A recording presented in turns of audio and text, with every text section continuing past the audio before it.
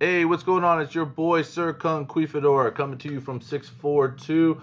I'm on my second account on server 1221. You guys can see here 1221 with the Alliance Ghost Shadow. That's right, you see it R4. This is where I'm at now. Got a little bump in rank, which is good. It'll help me kind of maneuver this a little bit better. Didn't realize as an R3 that there was a lot of stuff that you didn't have access to because it's been kind of a while, but this is good. We'll be able to make this work. All right, so I'll go over a couple things, kind of make a quick video on some of the heroes, purchases, and things that I recommend personally. All right, so the first thing that I would recommend if you're going to buy anything is this second tech center because tech is going to be the overall number one uh, thing you kind of want to go towards. You're always going to upgrade tech.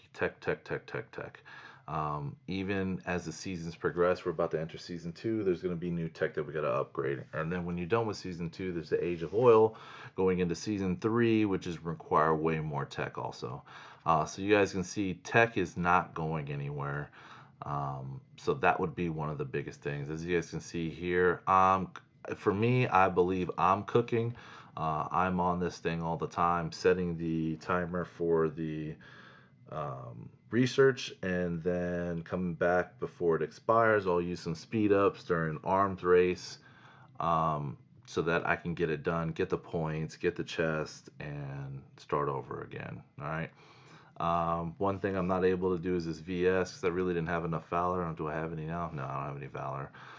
This VS section is going to be important. You're going to want to max this out because it's going to give you a ton of points when you start your VS section. But as you can see, development is going to be big. You want to try to get this research and this reduced production and also this increased building speed because that's going to help you, one, build your buildings faster, and two, research faster, and then this reduction of cost for builds. All right, so make sure you guys are knocking those out. So the second tech center, I would say that would be your best bet if you are willing to spend a little money and stay within a budget. That's going to be the other thing I want to tell you is make sure you stay with what you can spend. This game is a very position. It is in a position where you can spend a lot of money, so just be smart with it on what you're going to buy. The other thing that I wouldn't spend too much money on are these building queues. I have four on my other account, and not one of them is going because the amount of gold that's needed for research is exponential. And I say exponential because I have to do research for SF. I'm on one of my last levels for one of them, and it's 528 million gold. If you guys don't know, and if you are bottlenecked, you'll know that resources one become an issue, and gold is your biggest issue. You guys can see up here 45 million bread, 45 million food, 45 million steel, and 261.6 thousand coin. Significant difference between those two numbers because the coin is used so much throughout this growth, and research is the most expensive thing you're going to spend it on. So if you're going to do anything, if you want to buy another one, sure, but I wouldn't buy all three additional ones. You're just going to be wasting money because once you get to around 28, 29, you're really not going to bump up a whole lot of other buildings to the max because there's no benefit. That doesn't really do anything for you. It doesn't increase your power by very much either, so I wouldn't recommend it. As for packages, so you're going to have this hot deals. You're more than welcome to go into these hot deals and figure what you want to spend. It's gambling. Let's call it what it is. This is gambling. So you want to try to get this M5A Hunter data with 20 DVA shards. You only get one spin. You're going to come here. You can use 5,000 diamonds, or you can go here, and then they have these packages. It's a money pit. All of these have them here. Like the elite pilot, you can claim and get these additional awards. Try to make it enticing, or the warrior pass. You'll get all this additional stuff. Now, there are some of these passes that I will get if I know I'm focusing. I think last time I got the Tesla pass, which gave me all of the universal weapons shards for Tesla, because that was one of my goals, was to bump him to 5-star 150 and start using his universal. But if you're not going to bump up the heroes or use those specific heroes, there's no need to use it. As you can see, I haven't purchased anything through it. I have not purchased anything on this account at all, and I've just been going through it, and I'm still getting some decent rewards, just completing out the daily tasks and the target tasks. Okay. The other thing is this initial buy. So they're saying you can buy her for 99 cents. It's really up to you. Kim is an amazing fighter in this game. Um, you could buy her for 99 cents, or you can come here and they have the same pretty much deal for 4.99. You can unlock her completely with 10 shards, which will give you a little bit of will give you a point on her rating. But that's what you got there.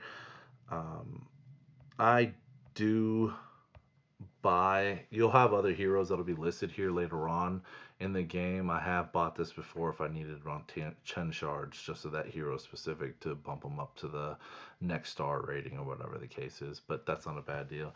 Daily buys. I really don't spend anything in here unless I'm coming in here to do these universal speed up packs. 5 for 5 minutes. You have 180 of them. You get 1,000 diamonds. It's not a bad buy. I think it's great.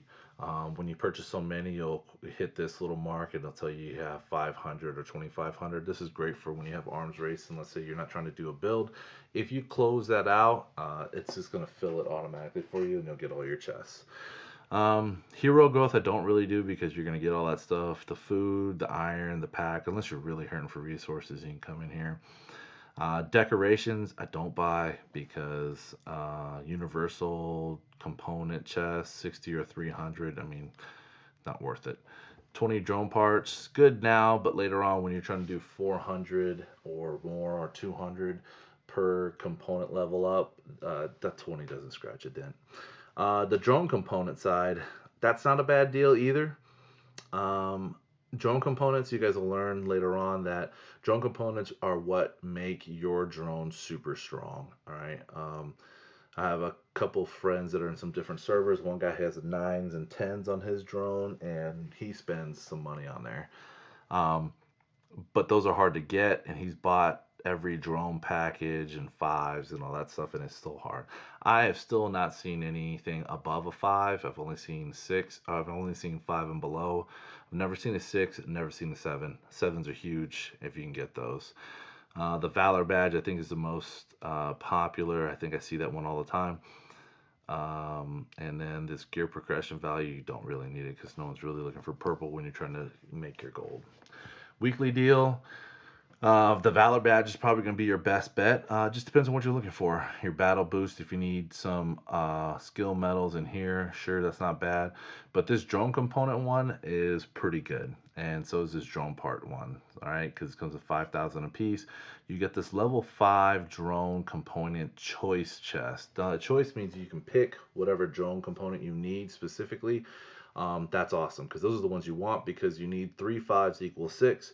You need 3 6s to get to a 7, and then it's repeated. 3 of the same number, 3 to equal up to the next number, and then 3 of those next number to equal. So you essentially need 9 of the number to get the next number, and then it's a repeated cycle all the way through. Okay. 150 for the drone component is not too bad. It's a little expensive if you think about it, because if you have a 200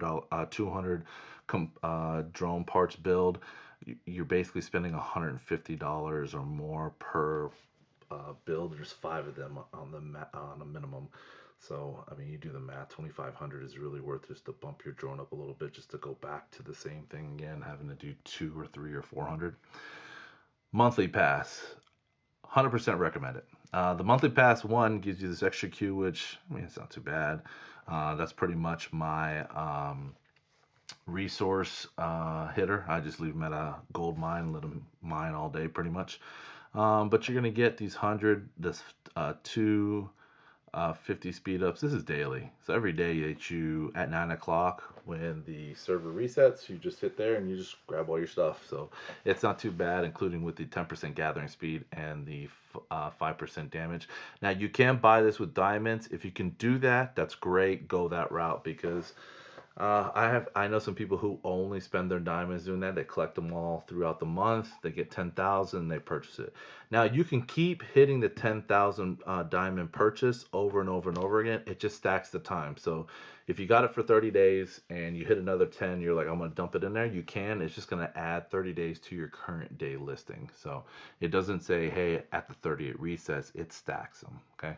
Weekly pass, I don't even look at or buy because for 20 bucks it says, hey, you can get all the stuff. But the problem is 26 million coins. You can get that from just one hitting another base and then just picking it up from other packages. So 26 million gold, not really a good 2.1 thousand diamonds weekly. So it's every day for just 7 days. So, I mean, if you think about it, you're not even getting 200 a day. It's less than that. So that's not even worth it.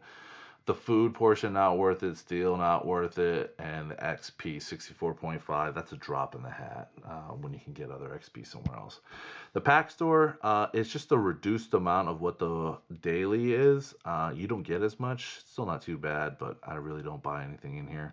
If you have to buy anything, I always buy speed ups. This growth fund is basically a bait because you're going to look at, all right, for $20, I can get all of these diamonds right now. And, this thing goes all the way to level 30. I'm going to tell you, it took me almost 4 months to get to this level 30 to finally cash in on this 18,000 diamonds.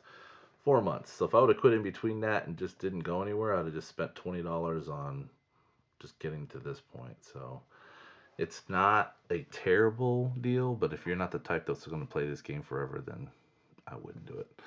And then don't buy the diamonds. That's just dumb. For 100, you get 10,000. It gives you the first initial buy reward is double. That's great, but I mean, if you were to spend $100, sure you won't get 20,000 diamonds, but $100 on this weekly deal of where is it? Weekly deal of buying this Valor badge. You're gonna get 10,000 along with 1,000 Valor badges, 1,205 minutes, these upper tier resources, and some VIP points. You want those better than that other $100 for the diamond package. So don't spend your money on that. All right. All right. The last thing that I'll talk about when it comes to the money portion of the heroes. So it really depends on what you want to do. Do you want to run all air? Do you want to run all tank? Tank is the most common because it's the cheapest. Everyone has it. Everyone can get the tanks. Stetman is the only one that's difficult to get. You do have to buy him. I've never seen him been rolled to somebody on a legendary recruit card, but if you buy him for $5, you'll find it in this not initial buy, sorry, excuse me. You'll find it on a daily buy. You'll be able to switch who you want to buy on this later on, and yeah, so Stepman's pretty strong, and they'll fill out your squad very well. If you really want a second UR hero just because you want it, $5 on Kim isn't too bad, plus the level up and all the little bonuses you'll get with her, and it's not going to be too bad.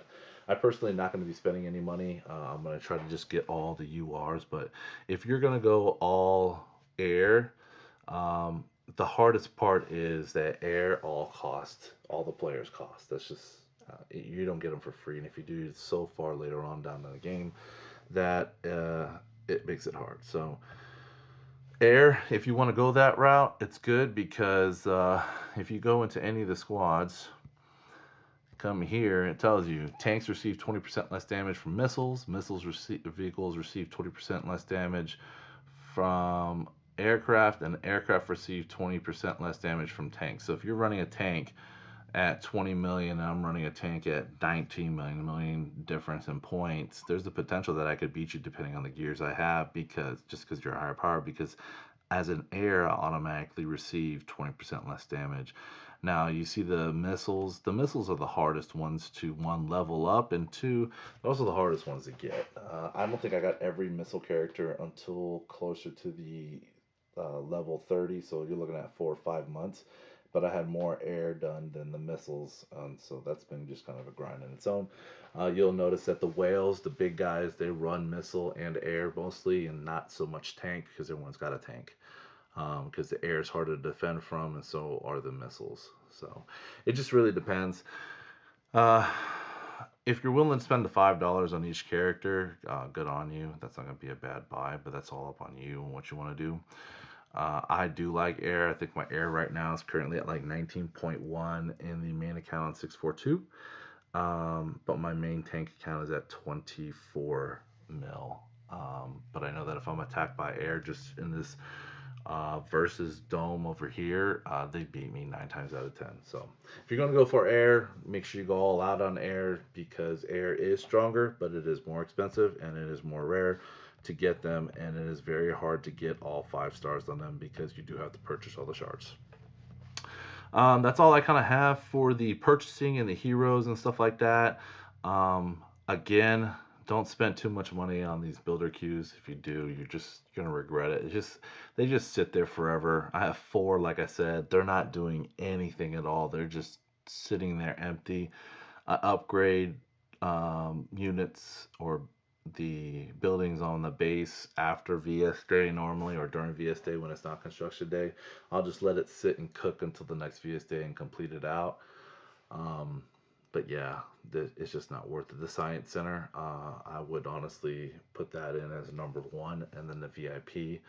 And then if you really are feeling, froggy by the extra builder queue. And as for heroes, it's going to be on your preference, on what you want to spend, what your goal is. Air is stronger than 90% of the units. I can say that in my opinion.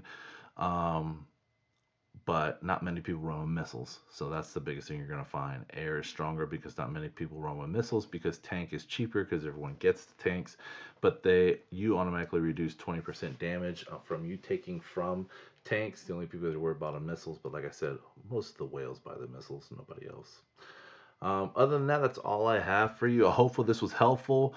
Please like, comment, drop, subscribe, hit that little bell so you see all my videos, and let me know what you guys think. This is my second account. I'm trucking away R4 now, trying to get things situated, and this is a good alliance so far. A lot of active members, a lot of people contributing. We have some good experience here too, some people from different servers, so it's not going to be very difficult for this alliance to keep growing and become a powerhouse.